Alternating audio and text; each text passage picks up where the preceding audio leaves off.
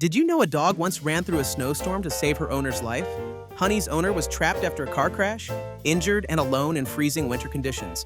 No phones, no passing cars. So Honey did the unthinkable. She ran through snow and rough terrain, pushing through the cold until she found help. Then Honey led rescuers straight back to the crash site.